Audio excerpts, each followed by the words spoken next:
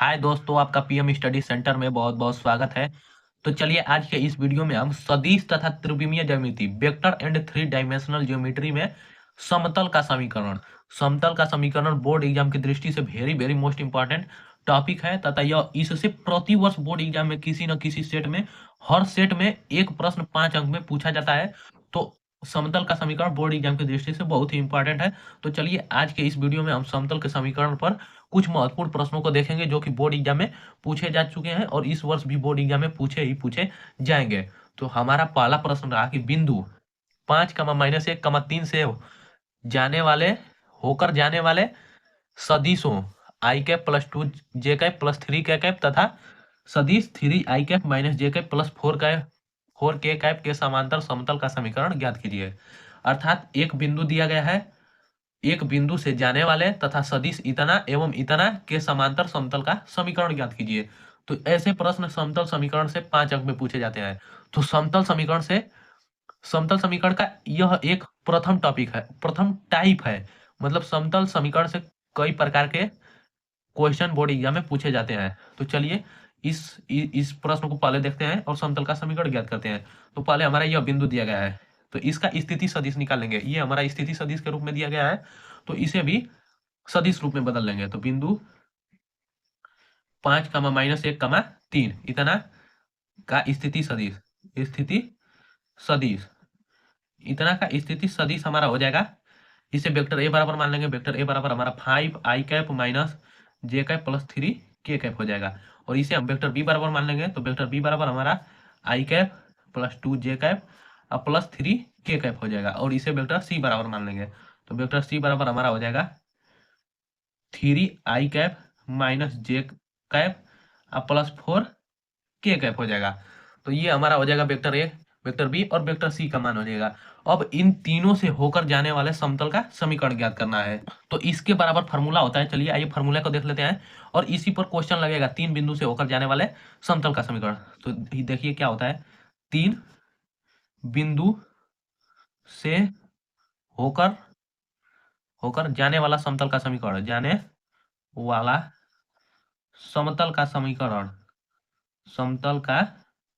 समीकरण 3 बिंदु से होकर जाने वाला समतल का समीकरण हमारा होता है। इसके लिए फॉर्मूला होता है कि vector B cross vector C अब plus vector C cross vector A अब plus vector A cross vector B, इन सभी का मान होता है वो वेक्टर ए, वेक्टर बी और वेक्टर सी इतना के बराबर होता है।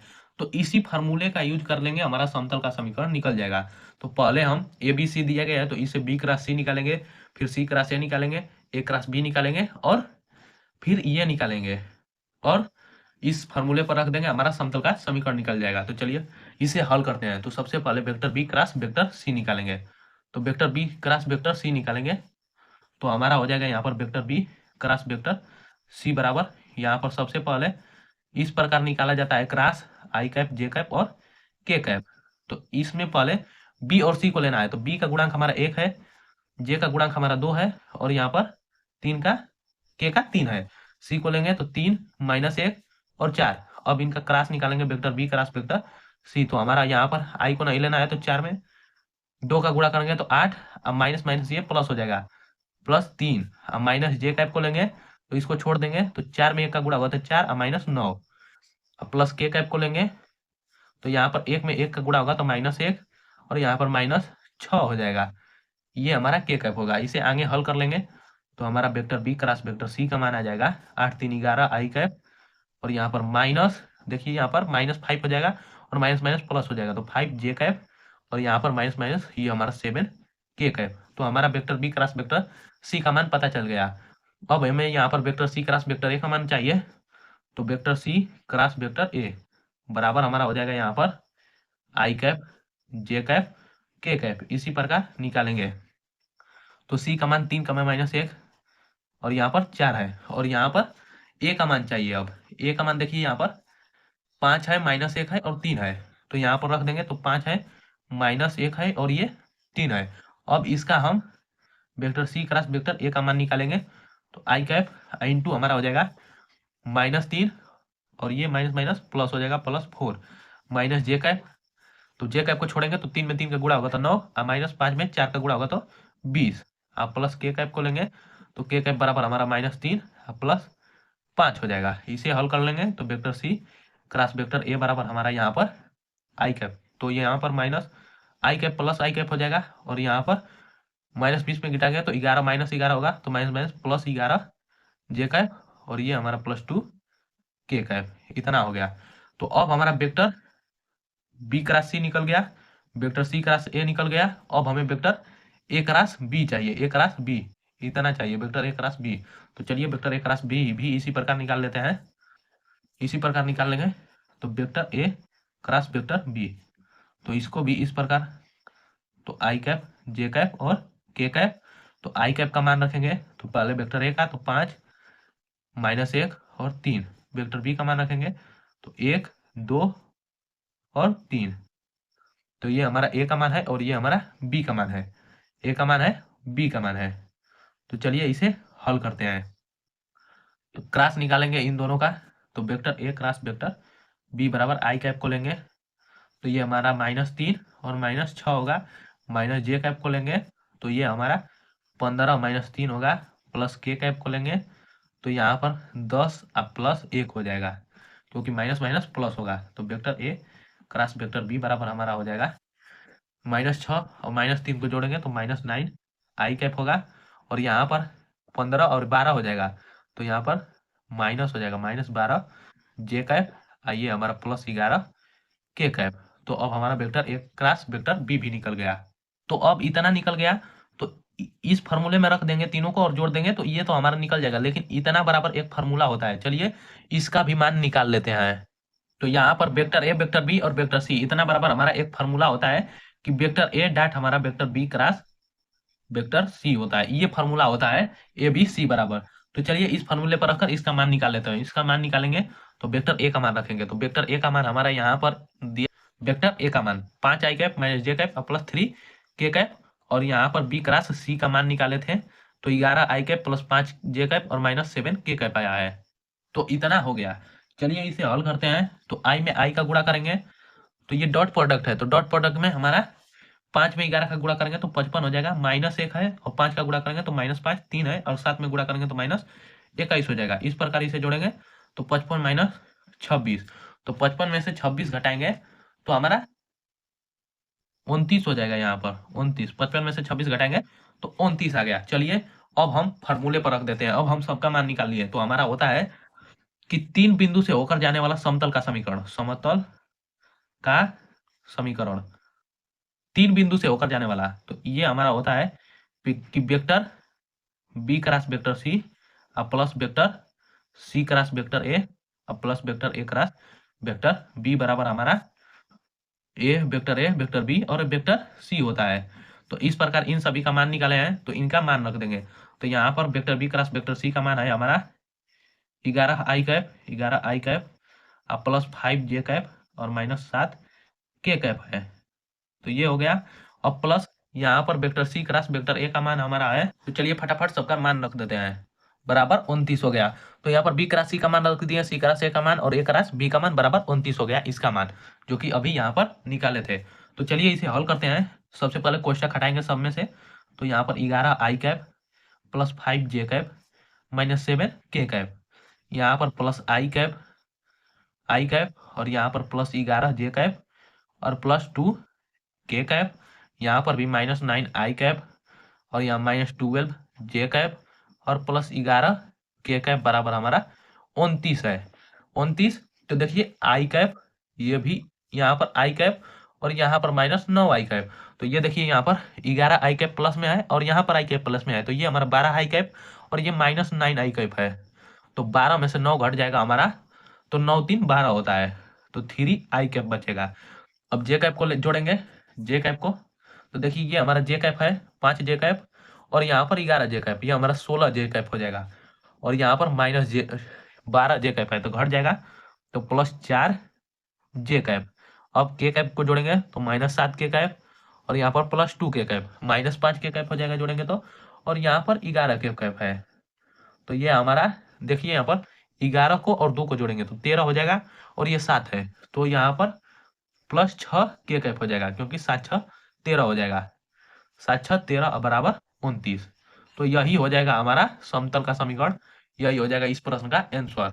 इंटू इसके आगे होगा आर, वेक्टर आर, तो यही हो जाएगा इस प्रश्न का आंसर। यहाँ पर भी आगे आर रहता है फार्मूले में, वेक्टर आर समतल का समीकरण, तीन बिंदु से होकर जाने वाला समतल का समीकरण वेक्टर आर, और into vector B cross C plus vector C cross A और plus vector A cross B बराबर ए बी सी होता है। तो इस फार्मूले पर रख देंगे तो यही हमारा आंसर आ जाएगा।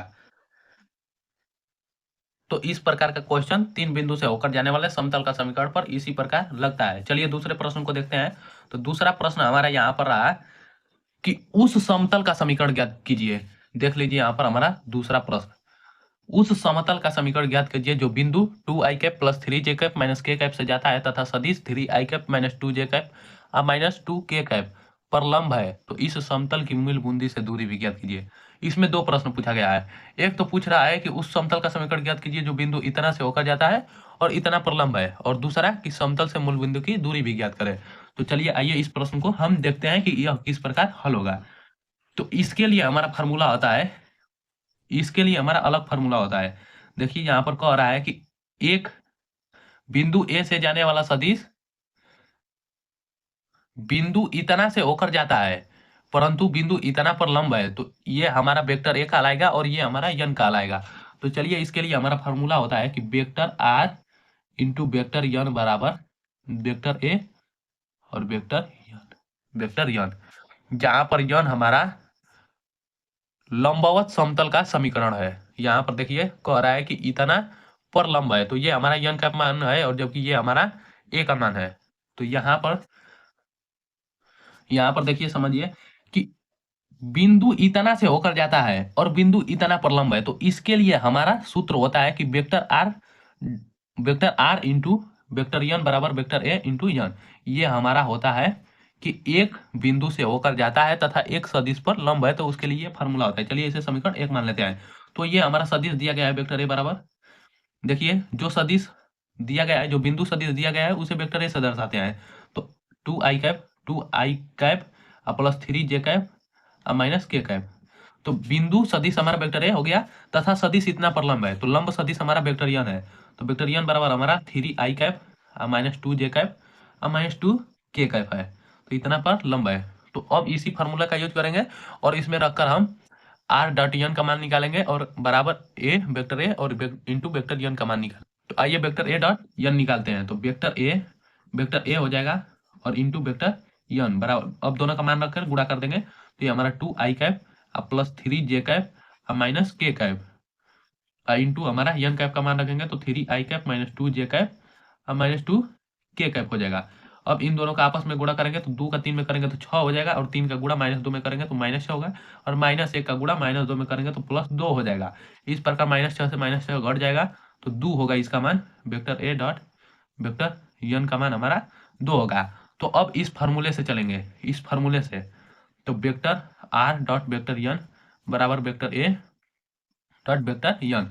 तो आर का आर है, ये हमारा समतल का सदिश है, और यहाँ पर लंब सदिश, तो लंब सदिश का मान यहाँ पर 3i cap minus 2j cap अब माइनस 2k कैप है, और यहाँ पर वेक्टर ए इंटू वेक्टर यन का यहाँ पर मान निकाल चुके हैं कि 2 आया है, तो 2 यहाँ पर रख देंगे। यही हमारा हो जाएगा समतल का समीकरण, समतल का समीकरण, यही हो जाएगा समतल का समीकरण। इसमें एक और क्वेश्चन दिया गया है कि इस समतल की मूल बिंदु से दूरी भी ज्ञात कीजिए। तो चलिए इसका मूल बिंदु से दूरी ज्ञात कर लेते हैं। तो इसके लिए भी एक फार्मूला होता है, इसके लिए भी एक फार्मूला होता है कि मूल बिंदु से समतल की दूरी, मूल बिंदु से समतल की दूरी, इसे P से दर्शाते हैं दूरी। हमारा P बराबर एक फार्मूला होता है कि P बराबर vector A into N cap होता है, vector A into N cap. तो इसे बनाएंगे सूत्र, तो P बराबर वेक्टर ए डॉट यहाँ पर वेक्टर यन बटा के माड ऑफ वेक्टर यन हो जाएगा। तो चलिए इस पर हल करते हैं। तो यहाँ पर वेक्टर ए डॉट वेक्टर यन का मान हम निकाल चुके हैं, यहाँ पर वेक्टर ए डॉट वेक्टर यन, तो इसका मान रखेंगे तो हमारा P बराबर हो जाएगा 2 बटा के माड ऑफ यन। तो यन का हमारा मान यहाँ पर है दिया गया 3i cap minus 2j cap minus 2k cap. तो इसका मापांक निकाल देंगे तो अंडर रूट में i1 के गुणांक का स्क्वायर प्लस j1 के गुणांक का स्क्वायर प्लस k1 के गुणांक का स्क्वायर, तो 3 का स्क्वायर हो जाएगा अंडर रूट में माइनस प्लस हमारा -2 का स्क्वायर हो जाएगा और प्लस -2 का स्क्वायर हो जाएगा। तो हमारा आ जाएगा, हमारा मान यहाँ पर आ जाएगा कि p बराबर 2/√9 + 4 और प्लस 4, तो 9 8 17 हो जाएगा, बराबर 2/√17, अंडर हमारा 17 आ जाएगा, 2/√17 यही हो जाएगा इस प्रश्न का आंसर। तो हमारा इस प्रश्न के दो आंसर आए हैं, 2/√17 यह मूल बिंदु से दूरी है समतल की, और दूसरा हमारा vector r i/3i cap -2j cap -2k cap बराबर 2, ये हमारा समतल का समीकरण है। तो इस प्रकार के क्वेश्चन भी बोर्ड एग्जाम में 5 अंक में पूछे जाते हैं। तो इसे भी समतल के समीकरण से, जब एक सदिश दिया गया है और एक हमारा लंब सदिश दिया गया है, तो उससे समतल का समीकरण कैसे ज्ञात करें, और मूल बिंदु से समतल की दूरी क्या फार्मूला होता है, उसे कैसे ज्ञात कर दिया जाता है, इस क्वेश्चन के माध्यम से हम देख लिए हैं। तो चलिए अगले प्रश्न को देखते हैं। तो हमारा अगला प्रश्न रहा कि उस समतल का समीकरण ज्ञात कीजिए। उस समतल का समीकरण ज्ञात कीजिए जिसकी मूल बिंदु से लांबिक दूरी, लांबिक मतलब लंब में दूरी उनका 15 इकाई तथा उस पर लंब सदिश 2i cap -j cap plus 2k cap है। तो लांबिक दूरी दिया गया है, लांबिक दूरी मतलब हमारा p का मान दिया गया है, लांबिक, यहाँ पर हमारा लांबिक दूरी, लांबिक दूरी हमारा p का मान दिया गया है यहाँ पर 15 इकाई, 15 इकाई दिया गया है, और उस पर लंब सदिश, लंब सदिश का मतलब यन, वेक्टर यन का मान, लंब सदिश वेक्टर यन बराबर हमारा 2i cap -j cap plus 2k cap का मान दिया गया है। तो अब हमें उस समतल का समीकरण ज्ञात करना है। तो इसके लिए हमारा फॉर्मूला होता है कि लांबिक दूरी p बराबर, जब एक सदिश, जब एक समतल का समीकरण दिया हो और एक लंब सदिश, उस पर एक लंब सदिश हो, तो उस सदिश से समतल की दूरी कितनी होती है, उसके लिए हमारा फॉर्मूला होता है कि लांबिक दूरी p बराबर वेक्टर यन डॉट यन कैप होता है, यन कैप होता है। तो इसे बदलेंगे तो p बराबर हमारा वेक्टर r वेक्टर यन बटा के, यन कैप बराबर हमारा माडा वेक्टर यन, वेक्टर यन कैप बराबर हमारा होता है वेक्टर यन बटा के माडा वेक्टर यन। तो ये परिमाण होता है इसका, माडा यन मतलब परिमाण। तो इसी फॉर्मूले पर इसे हल करेंगे तो p बराबर हमारा हो जाएगा वेक्टर r का मान, वेक्टर r मतलब उस समीकरण का समीकरण ही ज्ञात करना है, तो वेक्टर r का ही मान ज्ञात करना है। और यहाँ पर देखिए हमारा p का मान दिया गया है 15, ये हमारा लांबिक दूरी, यहाँ पर p का मान 15 दिया गया है, तो 15 हो गया वेक्टर r, वेक्टर यन, वेक्टर यन का मान हमारा दिया गया है 2i cap -j cap plus 2k cap, अब बटा के हमारा अंडर रूट में i1 के गुणांक का स्क्वायर प्लस j1 के गुणांक का स्क्वायर प्लस k1 के गुणांक का स्क्वायर, ये हमारा परिमाण निकल जाएगा। तो 2 का स्क्वायर अब प्लस यहाँ पर -1 का स्क्वायर अब प्लस 2 का स्क्वायर। तो इसे आगे हल करेंगे तो हमारा 15 बराबर हो जाएगा वेक्टर r, और यहाँ पर 2i cap -j cap plus 2k cap, अब बटा के हमारा हो जाएगा अंडर रूट में, ये हमारा 4 हो जाएगा प्लस 1 हो जाएगा अब प्लस 4 हो जाएगा। तो इसे आगे हल करेंगे तो हमारा 15 बराबर हो जाएगा वेक्टर r कोष्ट में 2i cap -j cap plus 2k cap, अब बटा के हमारा हो जाएगा 4 4 8 1 9, अंडर रूट 9 हो जाएगा, अंडर रूट 9 हो जाएगा। तो इसका हमारा अंडर रूट 9 का हमारा वर्गमूल होता है 3 होता है, तो 15 बराबर वेक्टर r कोष्ट में 2i cap -j cap plus 2k cap, बटा के हमारा हो जाएगा 3 हो जाएगा। अब 3 का गुणा 15 में हो जाएगा, 3 का गुणा 15 में, तिर्यक 45 हो जाएगा बराबर vector r 2i cap -j cap plus 2k cap हो जाएगा। तो यही हो जाएगा हमारा समतल का समीकरण, या इसे सजा कर लिख देंगे तो वेक्टर r इंटू हमारा 2i cap -j cap plus 2k cap हो जाएगा, इतना बराबर 4, यही हमारा समतल का समीकरण हो जाएगा, यही हमारा आंसर हो जाएगा। तो दोस्तों इसी प्रकार के क्वेश्चन बोर्ड एग्जाम में समतल के समीकरण से पूछे जाते हैं और 5 अंक में पूछे जाते हैं। तो आज के वीडियो में बस इतना ही, और ऐसे ही मैं आपको very very most important question लाता रहूंगा, और इसीलिए आप मेरे चैनल को सब्सक्राइब कर लें, और यदि वीडियो पसंद आए तो इसे ज़्यादा से ज़्यादा लाइक शेयर और चैनल को सब्सक्राइब करना ना भूलें। और वीडियो को लास्ट तक देखने के लिए बहुत बहुत धन्यवाद।